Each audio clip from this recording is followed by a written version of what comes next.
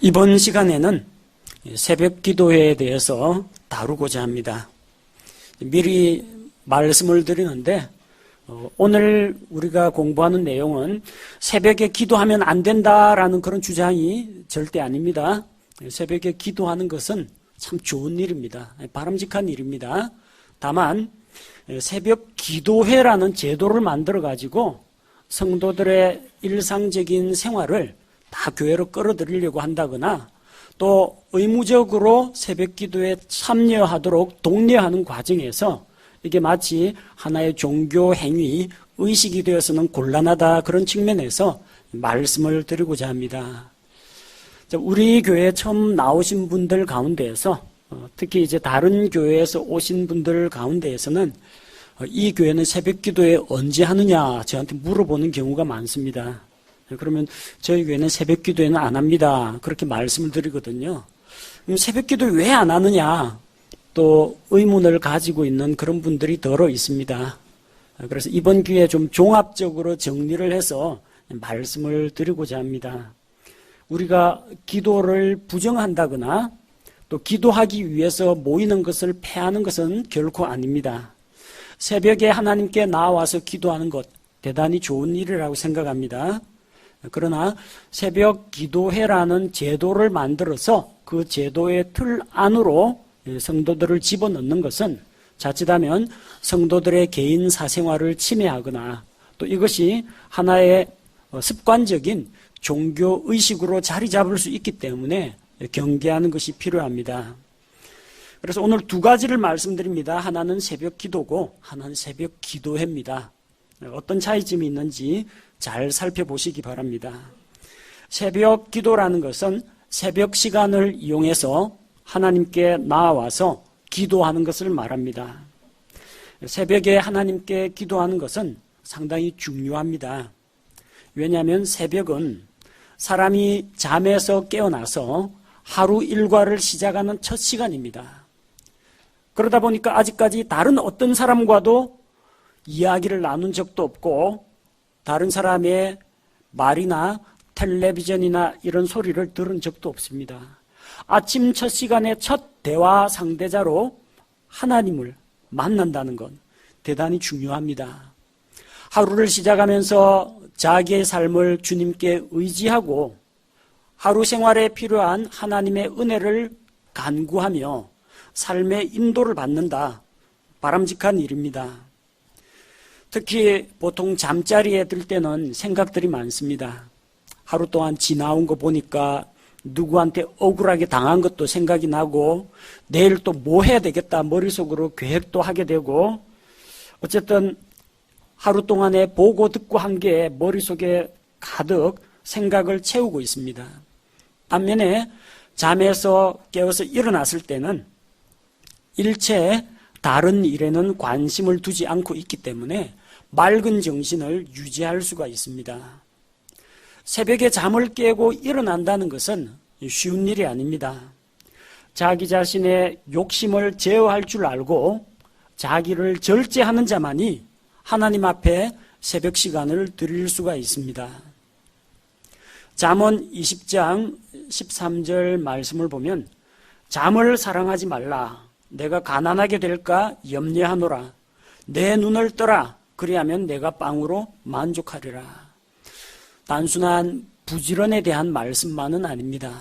새벽에 일찍 일어나는 것은 부지런한 것도 포함이 됩니다만 아침에 우리가 일찍 일어나서 주님과의 교제를 가질 때 하루 생활에 필요한 영적인 양식을 공급받을 수가 있다는 것입니다. 실제로 수많은 믿음의 사람들은 새벽 시간을 하나님께 드리고 아침 일찍 해가 뜨기 전에 하나님과 만나서 교제 나누는 그런 시간을 가졌습니다. 시편 5편 3절을 보면 오 주여 아침에 주께서 내 목소리를 들으시리니 아침에 내가 내 기도를 주께로 향하고 위를 바라보리이다. 아침에 주께서 그 목소리를 들으신다고 했습니다. 아침에 들으시지 아침에만 들으시는 건 아닙니다. 여러분이 낮에 기도해도 들으시고 저녁에 기도해도 들으시고 밤에 기도할지라도 들으십니다. 그러나 시편 기자는 아침 일찍 일어나서 자기 기도에 귀를 기울이시는 하나님께 부르짖고 하나님께 소망을 두었다는 것을 알 수가 있습니다. 시편 119편 147절을 보면 내가 아침이 밝기 전에 일어나 부르짖었고 주의 말씀에 소망을 두었사오며. 아침 시간은 기도하기에 좋은 시간입니다. 또 한편 아침 시간은 성경 말씀을 읽고 묵상하기에 참 좋은 시간입니다. 다른 사람들 다 자고 있습니다. 방해를 받지 않는 시간입니다. 다른 세상의 복잡한 일에 얽매이지 않습니다. 그 새벽 시간에 전화 오는 것도 없습니다. 조용하거든요. 방해받지 않는 좋은 시간에 일어나서 하나님께 기도로 부르짖고 하나님의 말씀에 소망을 둔다는 것, 바람직한 일입니다. 시편 143편 8절에서 시편 기자는 자기의 삶을 하나님께 맡기고 하나님께 삶을 인도해 주시기를 간구했습니다. 내가 주를 신뢰하오니 아침에 나로 하여금 주의 인자하심에 대하여 듣게 하소서. 내가 주를 향해 내 혼을 들어 올리오니 나로 하여금 내가 마땅히 가야 할 길을 알게 하소서.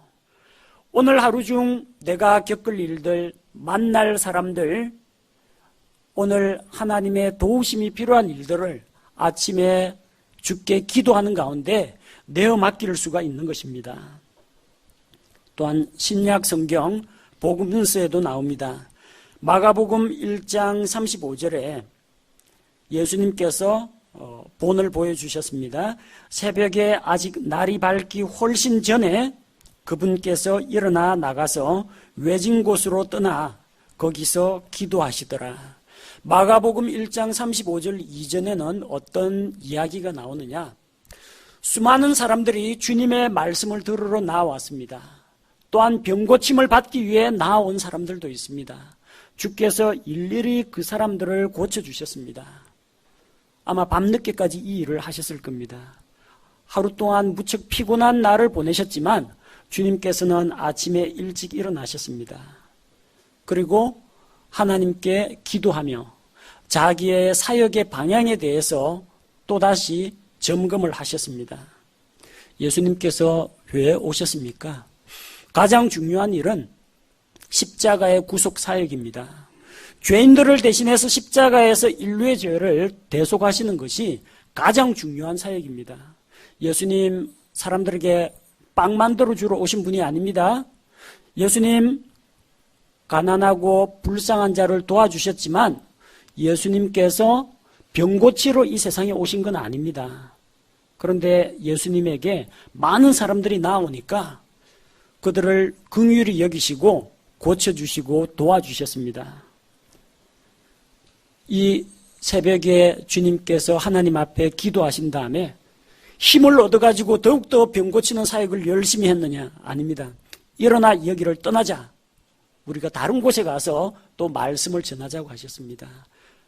주님께서는 자기 사역의 본분을 잃지 않으셨습니다. 하나님과 교제하는 가운데에서 사역의 방향을 올바로 확립하신 것입니다.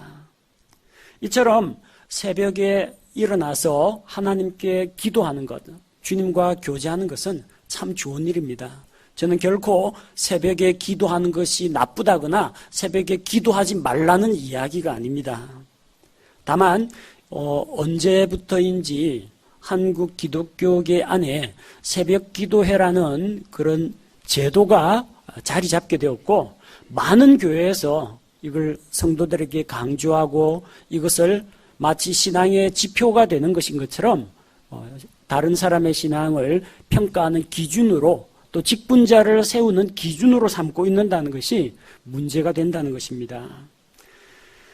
한국 기독교계의 새벽 기도회가 언제부터 생겼는지 그 기원을 거슬러 올라가면 1906년 평양 장대현 교회의 길선주 장로 때부터 시작된 것으로 교회사에 기록되어 있습니다. 근데 이 길선주 장로라는 분이 원래부터 크리스찬은 아니었고 우리 전통 사상의 근본 뿌리를 이루는 것이 유불선입니다. 유교, 불교, 선교. 선교라는 도교를 말합니다. 노자, 장자 사상이 있죠. 자연으로 돌아가자 해서 도 닦는 사람들, 도인들. 이 사람이 그 중에서 이제 도교 사상에 심취했습니다. 노장 사상, 무위자연설, 자연으로 돌아가서 속세를 떠나가지고 자기 자신의 심신을 갈고 닦는 그런 수련을 했습니다. 그래서 도교에서 하는 게 뭡니까? 새벽마다 기도하고 경전을 외우면서 선도 체조를 합니다. 선도에서 가르쳐주는 기체조 같은 것들을 합니다. 그런데 이 사람이 이제 예수님을 믿고 신앙인이 되어가지고 교회로 들어왔습니다. 그가 믿은 이후에 이전에 자기가 가지고 있던 그 토속 종교의 관습인 그 수행 방법인 새벽 기도 그 시간을 기독교에다가 이제 적용한 것입니다. 처음에는 그가 개인 기도로 자기 혼자만 시작했다가 나중에 자기 동료인 박칠옥 장로가 함께 동참하게 되었고, 그 다음에 이게 점점 퍼져나가가지고 한 달 후에는 전 교인이 동참하는 공식적인 새벽 기도회가 되었습니다. 그리고 1907년에 우리가 잘 아는 흔히 말하는 평양 대부흥 운동이 일어났습니다. 평양 대부흥 운동에 대해서는 교회사를 연구하시는 분들마다 조금씩 입장의 차이가 있습니다. 어떤 분은 이것을 우리나라 기독교의 어떤 폭발적인 신앙 운동이다, 그런 식으로 보시는 분들도 있고요. 다른 한편에서 조금 냉철하게 분석을 할 때 이 부흥운동의 실체가 말씀 부흥이 아니라는 것에 대해서 아쉬움을 표하는 분들이 적지 않이 있습니다.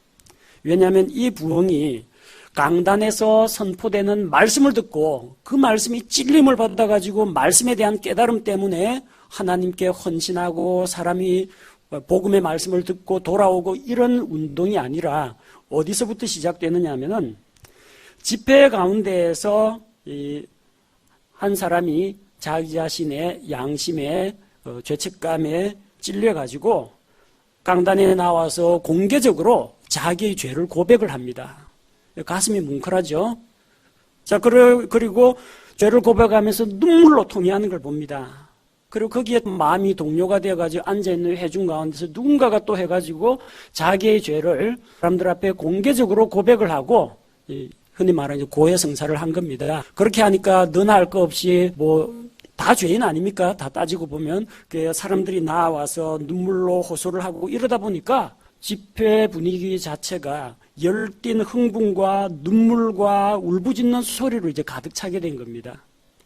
외국에서 온 선교사들이 이 모습을 보고 깜짝 놀랐습니다. 이게 뭔가 일어나고 있다. 무슨 말인지 이게 잘 알아듣지는 못하겠지만 뭔가 변화가 일어났다라고 생각을 한 겁니다. 근데 그 대부분이 말씀을 통한 내적인 변화에서 비롯된 게 아니라 다른 사람이 자기 죄를 공개적으로 고백을 하고 공식적으로 회개를 하니까 그 분위기에 맞춰가지고 이 사람 저 사람이 나와서 덩달아서 하면서 자기 죄를 이제 회개하는 그런 회개 운동이 일어났다는 이야기입니다. 저는 회개 운동이 잘못되었다고 주장하는 것이 결코 아닙니다. 바람직한 일입니다. 그러나 성경적인 원리에 비추어 볼 때는 회중들 앞에서 자기의 죄를 공개적으로 고백하라는 그런 말씀이 성경에 없습니다. 야고보서 5장 16절에 개역성경에는 이러므로 너희 죄를 서로 고하며 이렇게 되어 있습니다. 번역이 잘못돼서 그래요. 왜 너희 죄를 서로 고하라고 했느냐? 로마 가톨릭에서는 고해성사 제도를 만들었어요. 그래서 성경에 고해성사가 없거든요. 하나님께 죄를 자백하라는 이야기는 있지만 사람에게 죄를 자백하라는 이야기는 없습니다. 그래서 그 부분을 로마 가톨릭 성경에서 고쳤습니다. 원래는 뭐라고 되어 있습니까? 킹제임스 성경에서 너희 잘못들을 고백하며, 잘못은 고백할 수 있어요. 형제님 지난번에 제가 죄송합니다. 그리고 자매님 제가 지난번에 실수한 것 같습니다. 자기 잘못을 먼저 인정하고 용서를 구하는 이런 건 가능합니다. 그러나 사람에게 죄를 구하고 사람에게 자기 죄를 공개적으로 고백하는 그것은 천주교 교리이지 성경의 교리가 아니라는 겁니다. 그 집회 분위기에 이끌려가지고 감정적인 흥분과 집단 분위기에 이끌려가지고 그런 집단 체험을 한 것은 사실입니다. 근데 마치 외국인 선교사 눈에는 이게 중대한 어떤 신앙적인 폭발적인 회개 운동으로 보고 이것을 전국에 이제 알리게 된 겁니다. 그래서 평양 장대현 교회에서 일어난 평양 대부흥 운동이 전국에 알려지면서 도대체 어디서 그런 힘이 나온 것이냐. 그 교회 새벽기도회 한다더라. 그래서 덩달아서 장대현 교회에서 하고 있던 새벽기도회가 전국에 퍼지게 된 겁니다. 바꿔 말하면 그 이전에는 한국에 있는 그리스도인들이 구원받은 그리스도인들이 교회에서 새벽기도회 같은 걸 한 적이 없었다는 이야기입니다. 그 기원이 여기서부터 시작됩니다. 그러다가 마침내 오늘날 새벽기도회가 한국교회의 정기적인 집회로 자리를 잡게 된 것입니다. 한국교회들의 새벽기도회 전통은 어디에서부터 시작됐느냐? 성경에서 시작된 것이 아니라 그 길선주 장로의 그 도교 출신 그 길 장로의 새벽 수행에서부터 시작이 된 겁니다.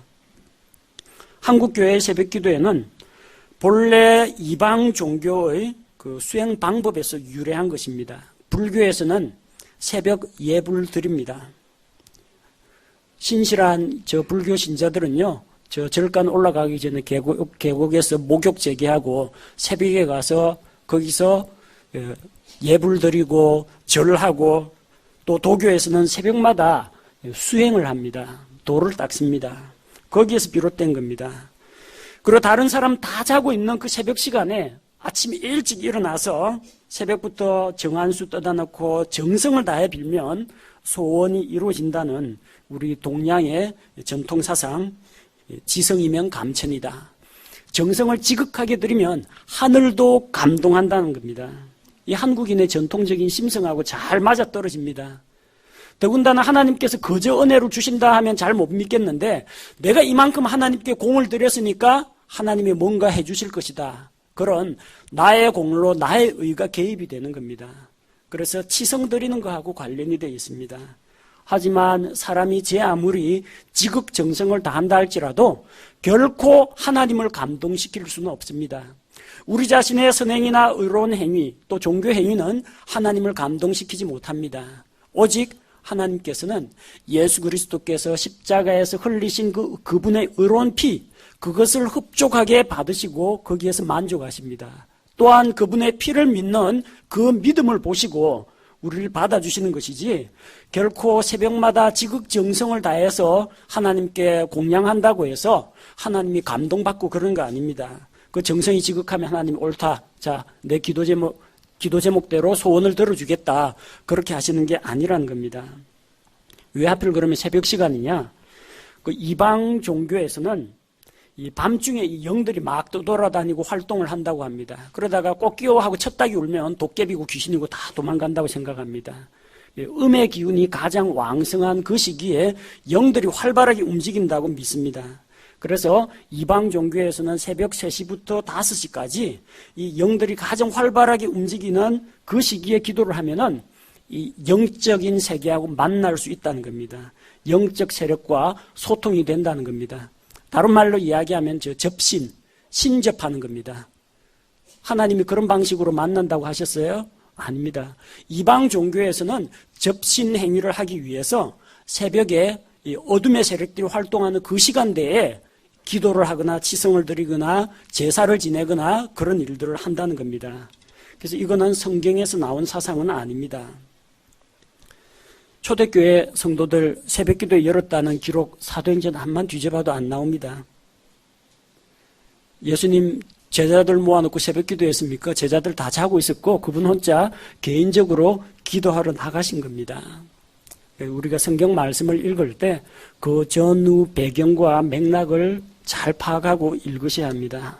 마가복음 1장 35절에 예수님 새벽기도 했다. 그래서 새벽기도회가 있다. 누가 그런 말을 합니다만 성경적인 답변이 아닙니다. 왜 전 세계 다른 교회에서는 새벽기도회를 안 하는데 심지어 예수님과 예수님의 제자들, 사도들도 초대교회 성도들도 한 적이 없는데 왜 한국교회 목회자들이 이 새벽 기도회를 강조하느냐? 나름대로 이유가 있습니다. 이 목회자들 가운데에는 교회의 성장을 뭘로 보느냐? 가시적인 눈에 보이는 것으로 꼽습니다. 그래서 이 성도들 숫자가 얼마 나오느냐? 헌금이 얼마나 거치느냐? 건물을 몇 층까지 올렸느냐? 그리고 각종 교회 행사에 성도들이 얼마나 참여하느냐? 이걸 자기 사역의 열매로 또 사역을 증명하는 지표로 내세웁니다. 그래서 자기 교회를 유지하기 위해서 날마다 교인들을 동원해서 교인들이 딴 데 신경 안 쓰고 교회에 좀 와가지고 교회에서 시간을 보내고 교회에 깊이 발을 들여놓도록 성도들을 붙잡아두는 수단 가운데 한 가지로 새벽 기도회를 이용하고 있다는 겁니다. 특별히 우리는 이걸 예배당이라고 부릅니다. 결코 하나님의 성전이라고 부르지 않습니다. 성경에 성전이란 말이 두 종류가 나오는데 하나의 성전이라고 할 때 어떤 의미로 사용되느냐? 글자 그대로 예루살렘 성전입니다. 예루살렘에 있는 성전. 또 다른 문맥에서 성전이라는 단어가 사용되면 구원받은 그리스도인의 몸을 여러분 성도들 한 사람 한 사람이 성령 하나님께서 거하시는 성령의 전입니다. 그거 말고는 성전이 없습니다. 근데 많은 일반 교단 교회에서는 이 예배당을 가지고 성전이라고 불러요. 성전 건축 헌금. 그리고 또 이 성전이기 때문에 제사장이 있어야 되겠죠. 이 목사를 제사장으로 만들어 버립니다. 전 제사장 아닙니다. 요 강단 내려가면 김문수 형제입니다. 목사로서의 기능을 지금 수행하고 있는 것뿐입니다. 그래서 여기 올라오면 안 돼요. 이 여자들은 여기 자매들은 못 올라옵니다. 거룩한 주의 말씀 제단 위에 누가 함부로 올라가느냐. 어린애들 여기 까불고 올라오고 장난치고 허용 안 합니다. 여기까지만 올라올 수 있어요. 또 목사는 여기 부목사나 집사는 아래쪽에 단상이 하나 더 있습니다. 딱 단 높이를 정해 놓습니다. 그래서 이게 제사장 행세하는 목사들이 그럽니다. 우리는 여기 자매님들 올라와가 청소 다 해도 상관없고 우리 찬양할 때는 어린아이들도 여기 다 올라와서 함께 노래하고 뛰어놀고 찬양 부릅니다. 우리는 그런 격식을 안 갖춥니다. 어떤 교회에서는 앞쪽에 이 찬양할 자리가 좁아가지고 찬양팀이 와서 앞쪽에 있는 단상을 이렇게 미니까 장로님이 나와서 노발대발을 한다는 겁니다. 어디 감히 하나님의 언약궤를 옮기느냐고. 이게 무슨 언약궤입니까? 안에 십계명이 들었습니까? 요 밑에 긍휼의 자리가 있습니까? 아론의 쌍난 지팡이가 있습니까? 만나 항아리가 있습니까? 이게 무슨 언약궤예요? 언약궤 어디 있는지 지금 아무도 알지도 못하는데 이거 나무로 만든 탁자예요. 그런데 예배당을 성전이라 부르고 목사를 제사장으로 만들어버리고 이거는 언약궤로 만들어버리니까 완전히 구약시대로 돌아간다는 겁니다. 예수 그리스도께서 십자가에 피 흘려 죽으심으로 신약교회를 여셨는데 아직도 구약식으로 가르치는 교회가 적지 않다는 겁니다.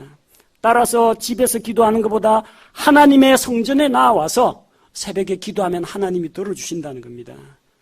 성도들은 성전에 나와야 된다. 혹은 기도원에 가서 기도하면 더 들어주신다.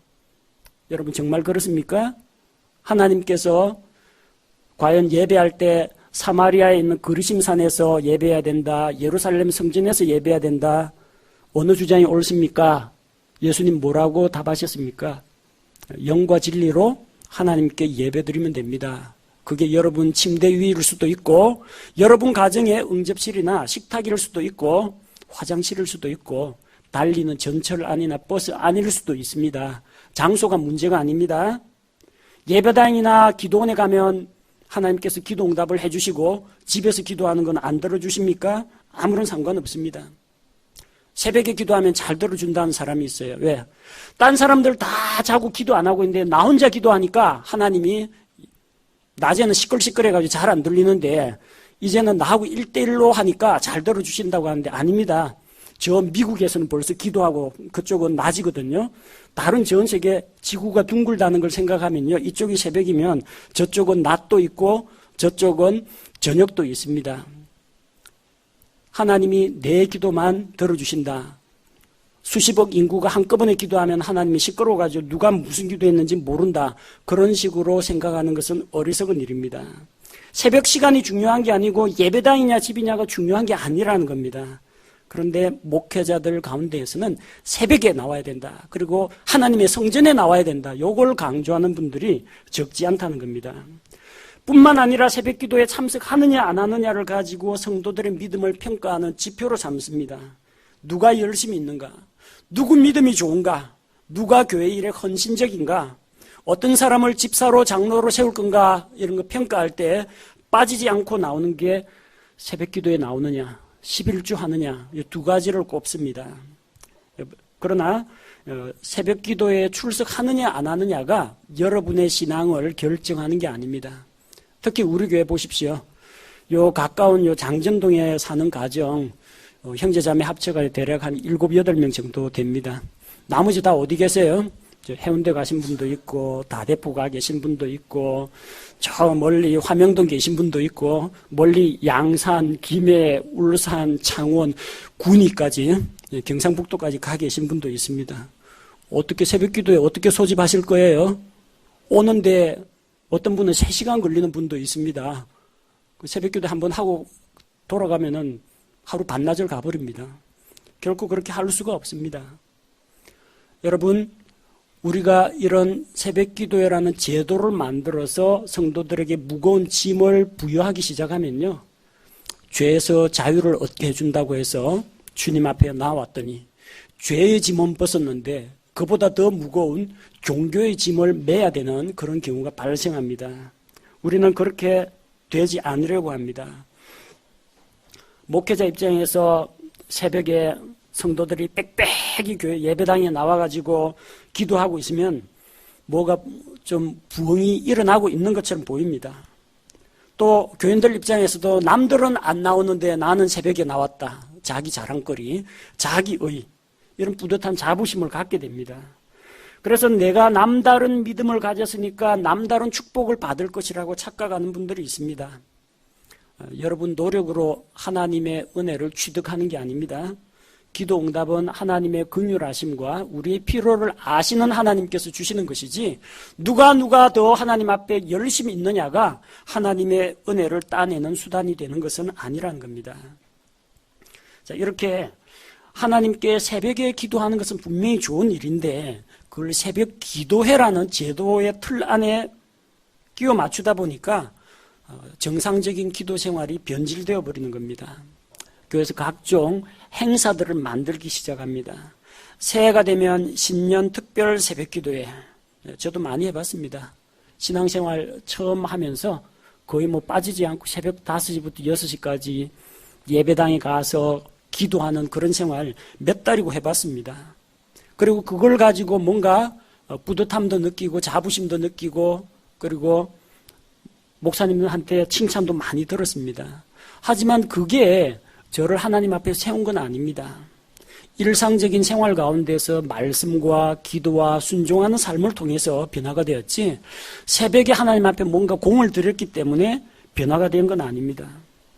고난주간 다가오면 사순절 특별 새벽기도회, 어떤 교회에서는 다니엘 21일 새벽기도회 대작전, 40일 특별 새벽기도성회, 수험생들을 위한 100일 새벽기도회, 수험생들을 위한 100일 새벽기도회 우리 동네 저기 절에 가면 붙어 있습니다. 교회 붙은 거하고 똑같아요. 수험생 위한 100일 기도회, 치성 드리는 겁니다. 1000번째 새벽기도회, 하나님 앞에서 1000일 동안 빠짐없이 나와서 치성을 드리면은 하나님이 짠하고 나타나서 내 소원이 무엇이냐 하고 들어준다는 이야기입니다. 성경에는 그런 거 없습니다. 새벽 기도회에 출석 열심히 했다는 것이 하나님 앞에 어렵다고 인정받을 만한 공로가 되는 것도 아니고 그것 때문에 하나님께서 복과 은혜를 부어주시는 것은 아니라는 겁니다. 목회자가 일정한 기간 20일 혹은 40일 새벽기도에 작정하자 해서 특별 새벽기도에 흔히 말하는 특세 그런 걸 만듭니다. 하나님께 기도합시다. 좋은 겁니다.